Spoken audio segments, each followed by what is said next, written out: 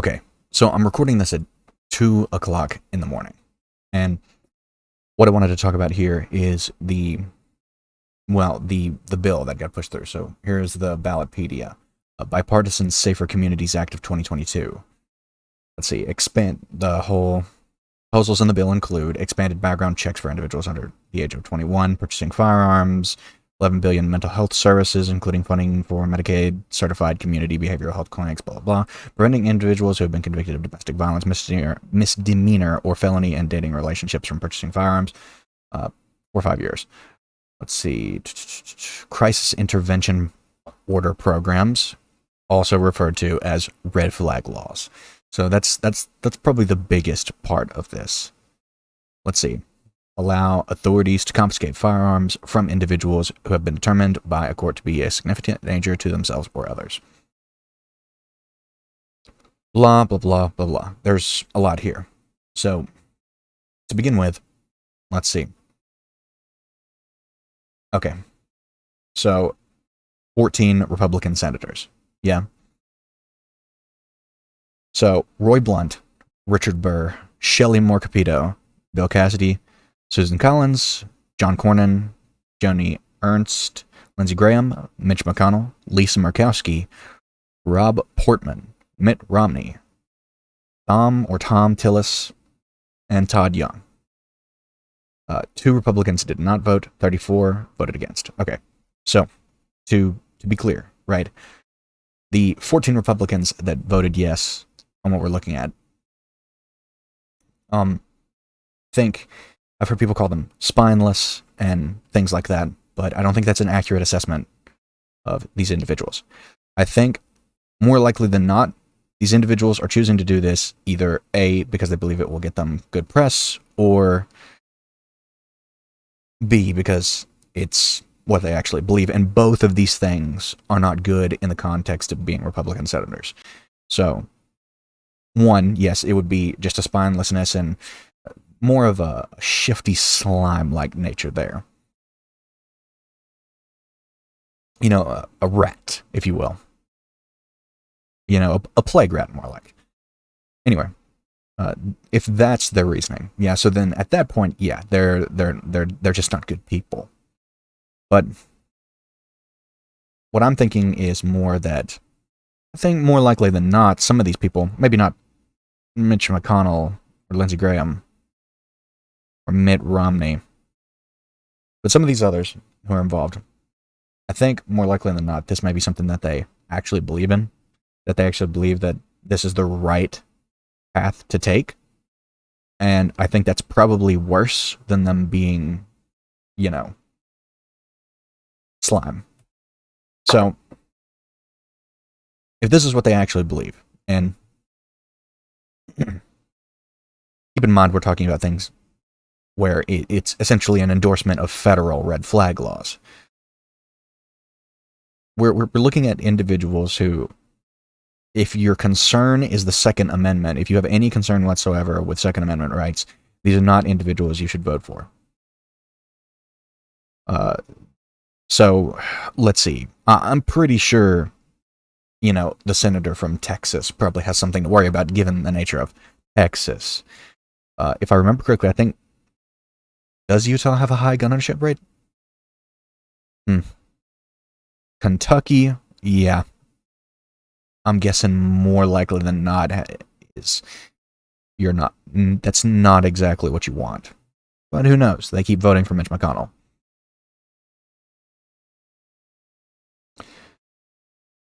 Some of these, maybe not. Maybe it doesn't matter to them. But I think the reality is that if your concern is gun rights, then most definitely these are people who you should just not vote for in the future at all, because they've shown that they're willing to compromise and go down the path of revoking ownership rights for gun owners. What is it? The thing that I always say, right? So once you start going down the path, right? So people call slippery slope, stuff like that. I think more like the staircase. When you take that first step, you're facing the direction of greater gun control. And that's the problem. The first step is much easier. You don't just go from I am pro-gun to gun control all the way. That's not how it goes. It starts out with little things like this, little bills, little concessions that you make. And at this point, these Republican senators, have proven themselves to be facing towards the direction of gun reform. Gun control, more accurate term. They've shown themselves to be facing towards the direction of gun control. And you don't just turn around from that. So in the future, if these people maintain power, which most likely they will, I mean, yet again, Mitch McConnell, right? If these people manage to maintain power, they're going to go down that path again and again. They're going to take further steps down that path towards gun control because they're the individuals who are willing to compromise. The problem is this isn't compromise. This is just them giving in. They didn't get anything out of this. There was nothing good to come from this. I mean, maybe we can say, well, what's it? The individual is convicted of domestic violence, misdemeanor, or felony. You can argue that that's good, yes.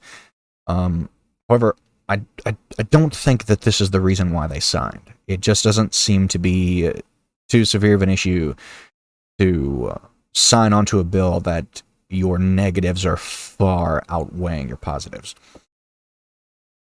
So the pros and cons of the bill, you've got a list of cons and one pro. And there's probably more here that I'm just not seeing, obviously, because I'm just looking at Ballotpedia. I haven't read the whole bill myself. But it's things like this that show that you've got individuals who are moving forward, are going to be facing the direction of greater gun control. They're going to shift towards that opinion overall.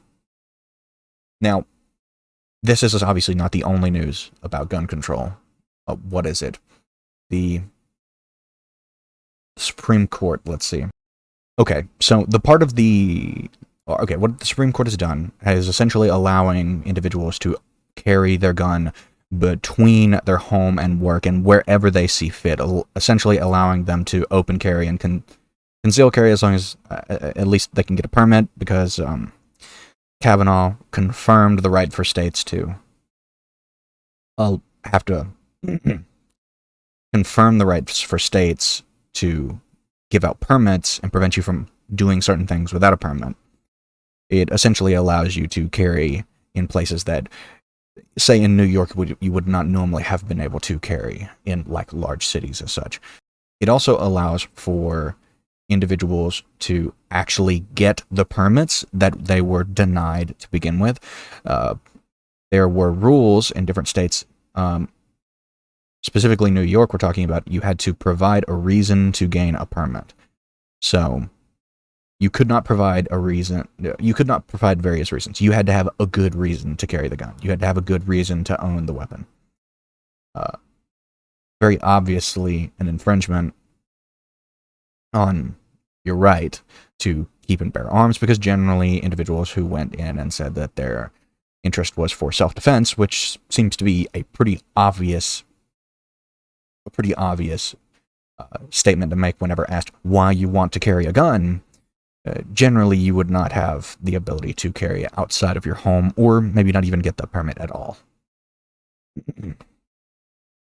Which, in the context of New York and larger cities in general, I mean, imagine, just think about it. Yeah, I mean, these cities are generally fairly infested with crime.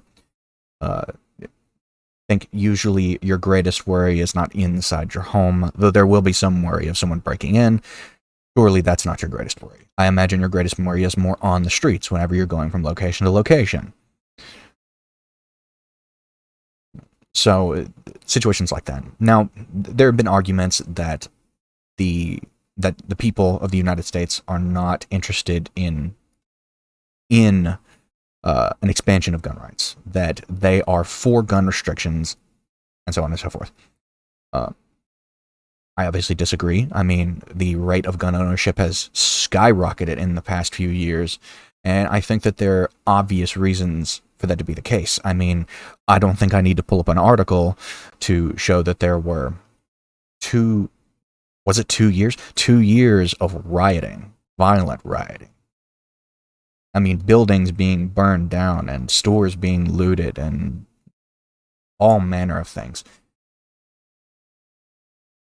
And I think there were even some deaths. I mean, I know that there were, I can't remember what, I know that there were some deaths.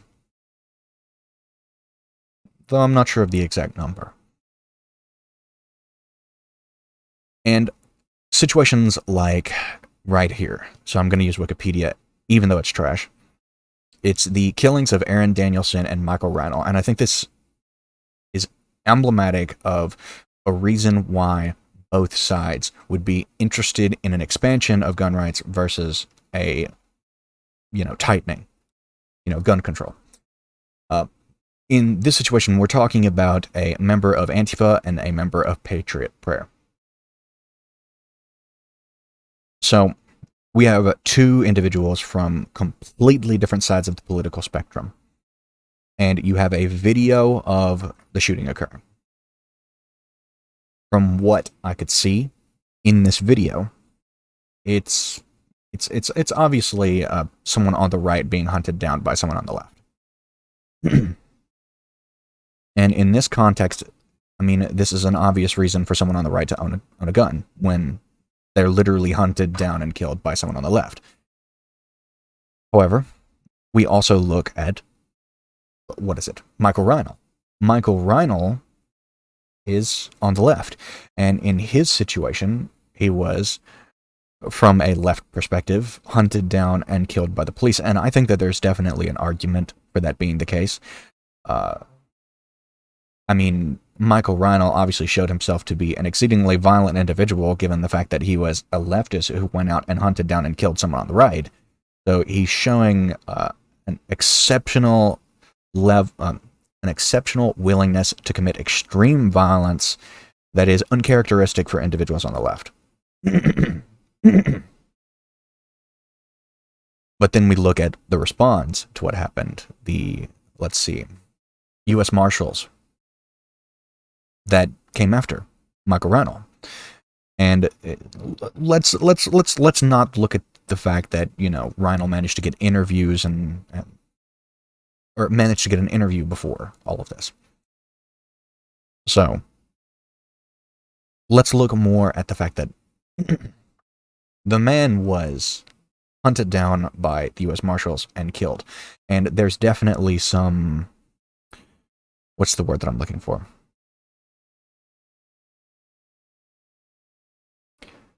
Ambiguity. There's definitely some ambiguity to the situation into whether things were done properly. Now, this is one of the situations where, as I said, both sides, based on circumstances like this, I know this is just an individual circumstance, so it just shows how extreme the divide is becoming that something like this can even occur.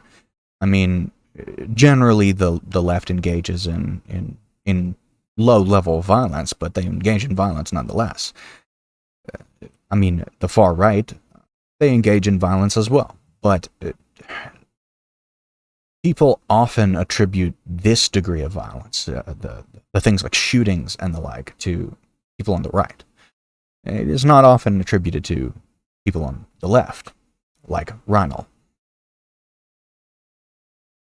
So it's a showing of the degree to which the chasm between the sides is becoming. Now, yet again, this is just an individual circumstance and not something where I can show time and time and time and time again, but this was 2020. This was 2 years ago. I mean, it doesn't take, I think the divides that are occurring are obvious. It doesn't take a mass killing to cause stuff like this. It doesn't take these insane circumstances. One man's death can easily lead to a major divide between two groups and even outbreaks of violence. So the fact that it's just a single circumstance doesn't diminish much. And in all of this, with all of this stuff going on, with the situation with gun rights, I feel like this should be front and center, but just the degree to which we're divided, and look at the idiocy of the media during the Trump presidency, and how much they just harp on idiotic things. And then I look at something like this.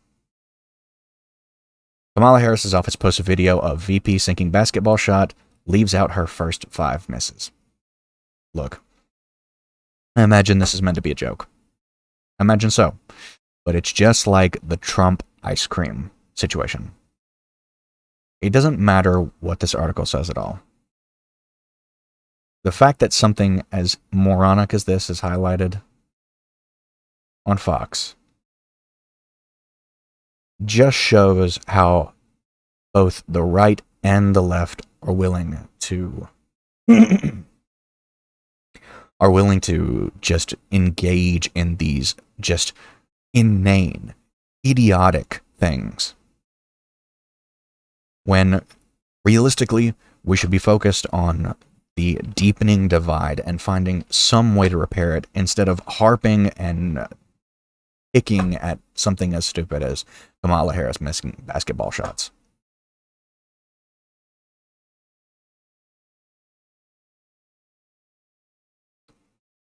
It's of an extreme importance, I think, that we try and do what we can to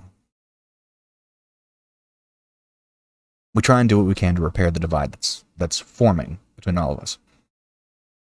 This isn't to say that criticism shouldn't be levied towards any individual who's committing stupid actions, but I don't know exactly what it is that will repair the divide. Obviously, splitting up the whole peaceful divorce situation isn't going to work. And the closer that we come to splitting apart from one another, the worse the situation in the rest of the world is going to get. Because no matter how much people want to deny it, not everyone, but individuals that I've been speaking with as of late, the United States holds an extremely important and extremely powerful role in the rest of the world. And what I see being one of the baseline issues with the way that we're carrying ourselves, the things that we're doing, the things that we're talking about, and how we're paying attention to the problems that are happening, is a lack of, well, honestly, character in the American people at this point. There's so much focus on, what is it, the word? Owning one another. That's stupid phrasing, but there's so much focus on things like this. There's so much focus on this idiocy. And I don't know what else we can do. I mean, obviously, you call people out when they do stupid things, but how do we repair the problem if all we ever do is harp on each other? Maybe we're too late. Maybe we've already reached the point in which the divide, the gap is so large that there is no repairing it. Maybe we've already reached the point where there's no turning back. But I don't believe we're at that point yet. I don't believe we've reached the shot heard around the world situation. I don't believe we've reached the, what is it? The Archduke Franz Ferdinand. I don't believe we've reached the Archduke Franz Ferdinand moment. I don't believe we've reached the Fort Sumter moment. I think we're at a point where we haven't taken the steps that will deepen the divide so much that we can't turn around. No one's really done anything yet. So I think that the only real solution is to wait things out. Wait until we move to the next point. And I think the next point is the coming elections. The only problem? Electing anyone like Donald Trump or Joe Biden, is only going to deepen the divide. Even electing someone like Ron DeSantis, who I believe is definitely a good person for the job at this point, will likely deepen the divide. I don't know who could be the person, because I believe that if we're going to repair things, it needs a face. But no matter what we do, that face will be partisan. That face will be coming from one side or another. And no side is going to be willing to give it up. Give up the coming power. Because the idea is, isn't it my turn yet? Or, I need to win. So then what do? I suppose the Libertarian Party might be a viable alternative, however, no one's going to vote for them. And at this point, I think maybe the only option is to sit back and watch it all happen. Because as individuals who can see what's happening, who can look at things from an outside perspective and see how bad things are truly getting, all we can do is watch as the partisans fight it out, and the average man ignores it until everything comes crumbling down. But who knows? Maybe someone else can give me an idea. Maybe someone else can say something or show me something that will give me an idea of what maybe we can do to repair. Maybe someone smarter than me can come up with an idea that we can push to repair things. But I don't believe that some, like, some, like, gumdrops and rainbows idea is going to come through. I don't think any, like, unification party or anything like that is going to help. It needs to be someone who has no interest whatsoever in what either side is saying. It needs to be someone that is just not what either of us want. Not what either side, Republicans, Democrats, or anything. But who knows? I apologize if I'm a little weird sounding or don't seem to be thinking too clearly. It's pretty late. It's almost 3 a.m. I meant to record this much earlier than I ended up doing, but I had a lot of problems with this, with figuring out how to work out any of this. My first video, I rendered like 7 times failures, each and every one of them, and just because I wasn't doing things right. The first actual success that I had no audio, so yeah. And then I had to do a bunch of research, and time flies by. But if anyone at all watches this, thank you.